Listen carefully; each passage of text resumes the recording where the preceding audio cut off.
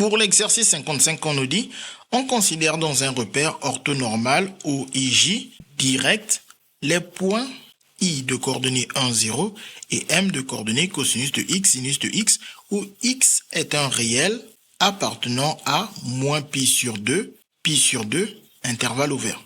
Question 1, on nous dit, déterminer la nature du triangle OIM en note P de x sans périmètre. On commence alors par faire notre repère OIJ. On trace nos deux axes, on met les vecteurs I et J. On place le point I de coordonnées 1, 0. On trace le cercle trigonométrique qui est un cercle de centre O et de rayon 1. On précise le sens positif de lecture au sens trigonométrique. Comme M a pour coordonnées cosinus de x, sinus de x, on sait qu'il appartient au cercle trigonométrique et qu'il est associé à un réel x qui se trouve dans l'intervalle moins pi sur 2 exclu jusqu'à pi sur 2 exclu.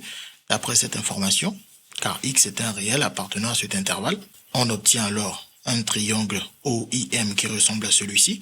Et comme on sait que OM et OI sont des rayons du cercle trigonométrique, ils valent tous les deux 1 et le codage nous indique que ces deux longueurs sont égales. Et donc par conséquent, d'après le codage, on voit que le triangle OIM est un triangle isocèle en O. On peut donc dire, comme M et I appartiennent au cercle trigonométrique, alors OM et OI sont tous deux égaux à 1, car ce sont des rayons du cercle trigonométrique. Et donc le triangle OIM est isocèle en O.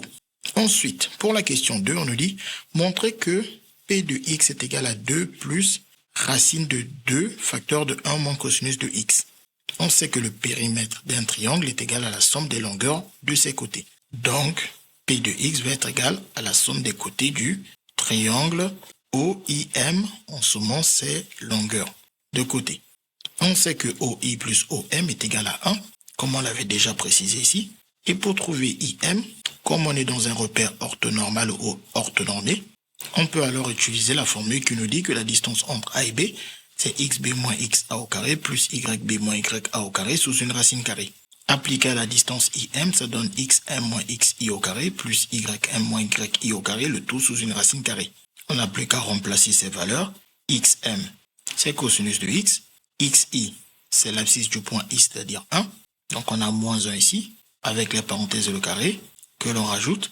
Ensuite, on nous dit plus ym, qui n'est rien d'autre que le sinus de x, moins le yi, qui est l'ordonnée du point I et qui vaut 0. Donc on met ici moins 0, avec le carré, sans oublier la racine carrée. Et ici, on reconnaît la deuxième identité remarquable, a moins b au carré, où le a, c'est le cosinus de x et le b, c'est le 1. Ça nous donne alors a carré, c'est-à-dire cosinus de x au carré, moins 2ab. Donc, moins 2 fois cosinus de x fois 1, qui donne moins 2 cosinus de x, plus b carré, donc plus 1 au carré, qui donne 1. Et ici, on a sinus de x moins 0 qui donne sinus de x, et avec le carré, on a plus sinus de x au carré. Le tout sous une racine carrée. Et ensuite, en observant ici, on a du cosinus de x plus du sinus de x, les deux sont au carré. Et on a une formule qui nous parle de la somme des carrés de cosinus de x et de sinus de x, qui nous dit que cosinus de x au carré plus sinus de x au carré, ça vaut 1. Donc on regroupe ces deux, on peut mettre le 1 à côté, et à la fin le moins de cosinus de x. Sous une racine carrée, on a dit que cosinus carré de x plus sinus de carré de x, ça vaut 1, plus l'autre 1, on rajoute le reste sous une racine carrée, et on sait que 1 plus 1, ça nous donne 2, et une fois qu'on est là, on peut alors factoriser par 2, ce qui nous donne alors 2 facteurs de 1 moins cosinus de x. Donc bien faire attention à ne pas laisser 0. Quand on développe, ça fait bien 2 fois 1 qui donne 2, et 2 fois moins cosinus de x qui donne moins 2 cosinus de x. Donc une fois qu'on a trouvé les valeurs de ces trois longueurs, on n'a plus qu'à remplacer. Donc P de x, on remplace le OI par sa longueur 1, et ensuite OM, on le remplace par sa valeur qui vaut aussi 1, et ensuite IM, on le remplace par sa valeur qu'on a trouvée ici, racine carrée de 2 facteurs de 1 moins cosinus de x. Ensuite, on n'a plus qu'à redire comme ici que 1 plus 1 nous donne 2. On obtient ainsi l'expression P de x qu'on nous avait demandé de montrer dans l'énoncé. CQFD, ce qu'il fallait démontrer. Ensuite, pour la question 3, on nous dit étudier les variations de P sur l'intervalle ouvert moins pi sur 2, pi sur 2. Donc, en observant l'expression de P, déjà on voit qu'il y a une racine carrée d'une expression. Et comme on doit étudier les variations, on a besoin de la dérivée, donc du signe de la dérivée. On a besoin de rappeler que la dérivée de racine de u n'est rien d'autre que u' sur 2 racines de u.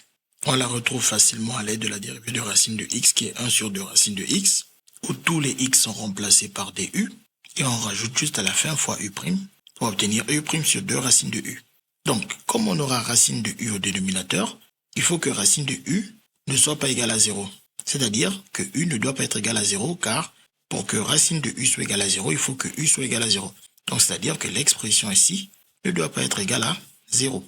Elle doit même être strictement plus grande que 0, étant donné qu'on a la racine carrée qui nous dit que cette expression doit être alors aussi positive, car le u apparaît sous la racine carrée. Donc, on va chercher quand est-ce que le 2 facteur de 1 moins cosinus de x est supérieur strictement à 0. Donc, on sait que le cosinus de x, il est compris entre moins 1 et 1. En multipliant chacun des membres de cette double inégalité par moins 1, on obtient que moins cosinus de x est aussi compris entre moins 1 et 1. Puis en rajoutant plus 1 à chacun des membres de cette double inégalité, on obtient que 1 moins cosinus de x est compris entre 0 et 2. Donc déjà il est positif, le problème c'est juste qu'il peut être égal à 0. Donc on va chercher quand est-ce qu'il est égal à 0. C'est lorsque 1 est égal à cosinus de x, ou encore cosinus de x égale à 1. Et comme on est sur l'intervalle moins pi sur 2, pi sur 2, en traçant le cercle trigonométrique, le cosinus qui vaut 1, c'est uniquement ici en 0. Donc x égale à 0 car il est dans l'intervalle ouvert, moins pi sur 2, pour que le cosinus de x soit égal à 1, et donc pour qu'on ait une valeur de x qui annule notre expression. Bien évidemment, 2, on sait qu'il est différent de 0. Donc on peut dire que P est dérivable pour tout x appartenant à moins pi sur 2, 0 exclu, union 0 exclu pi sur 2, et on a, donc ici on va calculer la dérivée. On commence par le 2, on a une somme, donc on doit sommer les dérivées. La dérivée de 2, c'est 0 qu'on peut ou ne pas écrire. Et ensuite ici, on a la racine carrée d'une expression. On sait que la racine carrée d'une expression u, c'est une dérivée de u' sur 2 racines de u. Ici, le u, c'est le 2 facteur de 1 moins cosinus de x. Donc le u', le 2 multiplie une fonction. En dérivant, le 2 multiplie la dérivée de cette fonction. La dérivée de 1, c'est 0. Et la dérivée de cosinus de x, c'est moins sinus de x. Et donc, moins et moins, ça fait plus sinus de x. Avec le 0, ça reste sinus de x. Avec le 2, la dérivée, c'est 2 sinus de x. Donc, en mettant u' qui vaut 2 sinus de x, puis sur 2 racine de u, qui n'est rien d'autre que 2 facteur de 1 moins cosinus de x, on obtient ainsi l'expression de la dérivée de p. Puis, on simplifie les deux et on oublie le 0 pour dire que la dérivée de p, c'est sinus de x sur racine de 2 facteur de 1 moins cosinus de x. Nous, on nous demande d'étudier les variations de p sur l'intervalle moins pi sur 2 ouvert. Donc, déjà, le dénominateur, c'est la racine carrée d'un réel, donc c'est positif. On a donc besoin du signe du numérateur qui est sinus de x. Soit on utilise directement ce cercle trigonométrique, soit on fait rapidement à main levée un autre cercle trigonométrique, et ensuite, on sait qu'on part de moins pi sur 2 jusqu'à pi sur 2. Donc, en se déplaçant de moins pi sur 2 jusqu'à 0, on voit que les sinus sont toujours négatifs. Donc, sur tout cet intervalle, on a le sinus qui est négatif. Et ensuite, de 0 à pi sur 2, on a le sinus qui est maintenant alors positif. Et bien évidemment, le sinus s'annule en 0. Donc, si on fait le tableau de signes du sinus, sur moins pi sur 2, on précise qu'il s'annule en 0. Et on a dit, entre moins pi sur 2 et 0, il est négatif. Et entre 0 et pi sur 2, il est positif. On fait ensuite le tableau de signes de la dérivée de p. Sur l'intervalle ouvert, moins pi sur 2, on peut mettre nos doubles barres, car l'intervalle est ouvert. On précise 0 qui annule le sinus. On tire le trait jusqu'à la dérivée. On met le 0 pour préciser que le sinus annule en 0. Et comme il est au numérateur, si le numérateur est nul, alors le quotient, P' de x va aussi s'annuler. D'après le tableau qu'on a précisé ici, le sinus est d'abord négatif puis positif. Ici, on a la racine carrée d'un nombre réel, donc c'est toujours positif. Moins fois plus nous donne moins et plus fois plus nous donne plus. Ensuite, on rajoute la ligne pour les variations de P, comme ça on obtient le tableau de variation de P. La dérivée étant négative, la fonction est décroissante. La dérivée étant positive, la fonction est croissante. On rappelle l'expression de P. On calcule P de 0 en remplaçant les x par 0. Cosinus de 0, c'est 1, et 1 moins 1, ça fait 0. 0 fois 2, ça fait 0. Racine de 0 donne 0. Donc on obtient 2. Et ensuite, pour moins pi sur 2, on nous a demandé de calculer P de x sur l'intervalle ouvert, moins pi sur 2, c'est pour ça qu'on a précisé les doubles barres. Mais sinon, on voit bien que, en ces valeurs, on peut effectivement calculer directement l'image.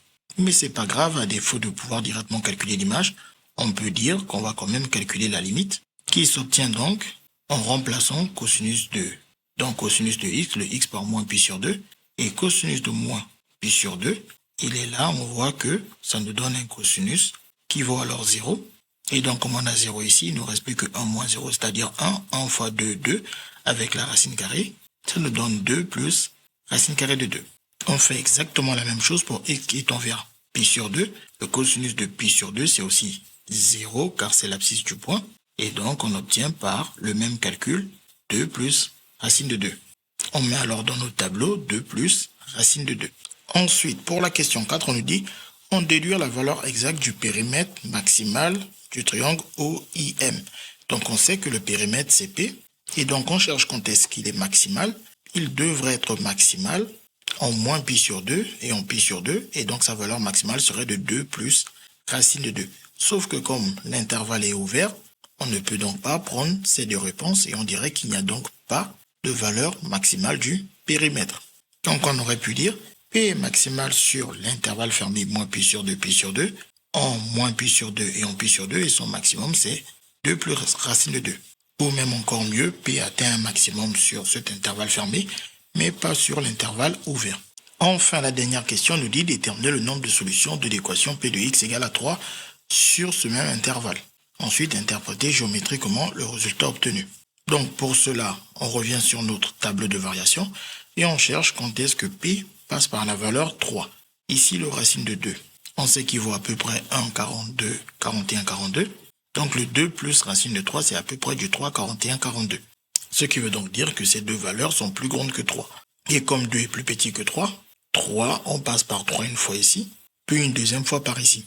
On est sûr de cela parce que la fonction P est continue et strictement décroissante sur l'intervalle moins pi sur 2, 0, et que les limites ou images en moins pi sur 2 et 0 encadrent la valeur 3. C'est ce qu'on appelle le théorème de la bijection ou le corollaire du théorème des valeurs intermédiaires ou corollaire du TVI pour théorème des valeurs intermédiaires.